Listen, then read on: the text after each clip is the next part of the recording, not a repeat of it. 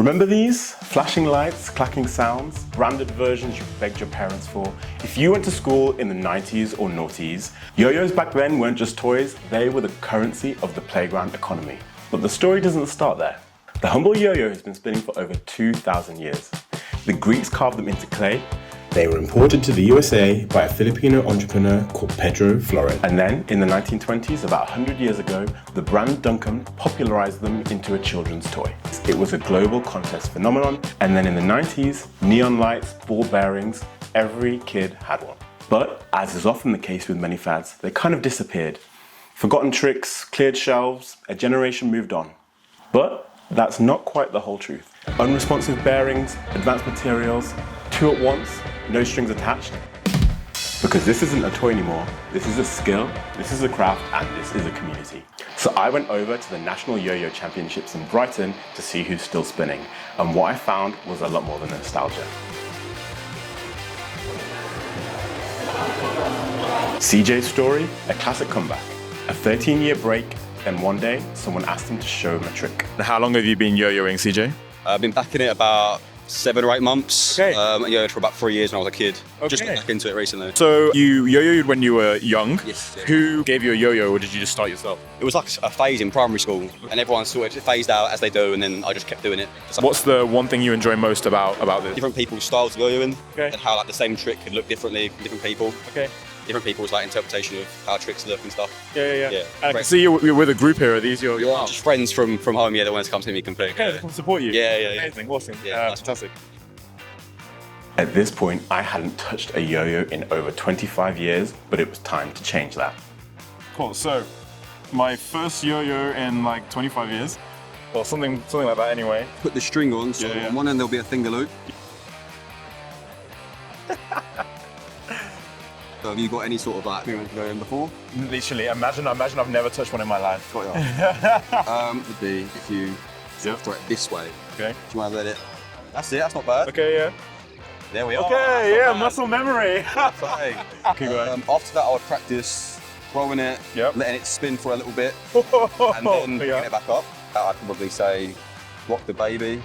It's Rock like the baby. Okay. Let's have a look. basic one, good to Okay. start with. So yeah, man.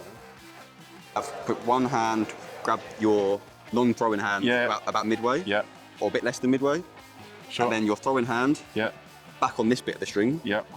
and then just make a triangle. And Oh, wait, you other wanna- way. So like this. Yes. Yeah. Yes. Okay. And if it's yeah. Yeah. So That's like. pretty much it. Okay. So. Throw it. Yeah. Hey! Cheers, man. Good job, mate. Awesome. Yeah. Hey! Matt's son was the one who got him into yo-yos, but there was something else which made him stick around. Like my son started yo-yoing the same way most of the guys here did, which is, they got hold of one, really took to it, and then YouTube steps in and just starts teaching them how to do things that, everyone I speak to, it's like, oh, there were yo-yos in the 90s. I remember them, the Coca-Cola ones and stuff. It's a completely different beast now. There's like the engineering that goes into these things, the scoring systems, the organisation behind it. We went to our first competition and I was just blown away by like how accepting they were. Okay. There was a guy at that competition. He was at that point. He was the reigning UK champion, world number 9, and it was just such a vibe. And like Robert came home absolutely buzzing that day. Incredible. And I think that, the whole message of this channel is about being a beginner, about kind of, getting over that fear of starting something new. So it's fantastic that you started kind of so late. What was it which made you decide, right, I'm going to actually give this a go? I think it's the fact that everybody was a beginner once, right? And it's the knowledge that every single one of these people has been exactly where every beginner is. There's no judgment for it. It's like running, right? At the end of the day, if you put one foot in front of the other, you can do it. Verity also rediscovered yo-yoing through lockdown. She joined a Discord server, broke a few on the way, and now she's competing too. I started when I was a little kid, when there was a yo-yo craze in the 90s, when all the yo-yos were rubbish, and like the best trick you could do, like really basic. And then I picked it up again sort of around lockdown time. She plays a type of yo-yoing called 4A, where the yo-yo isn't even attached to the string. It's a really nice supportive scene. It's good for my brain.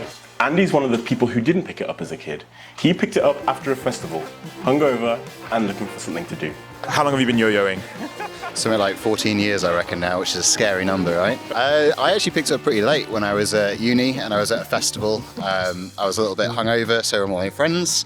Went to do the booze run, and then they had a bunch of yo-yos on those little blister packs hanging down. Yeah. So me and the crew, just bought them, and then looked on YouTube, saw some people doing some cool stuff, and I was like, I could try that.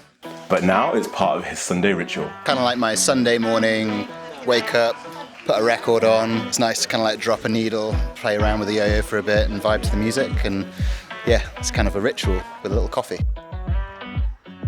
Amazing. This craze, which found itself a playground fad, became a craft and a piece of cultural history. And today, it's a community. It's alive, it's built on connection, creativity, and it's still thriving.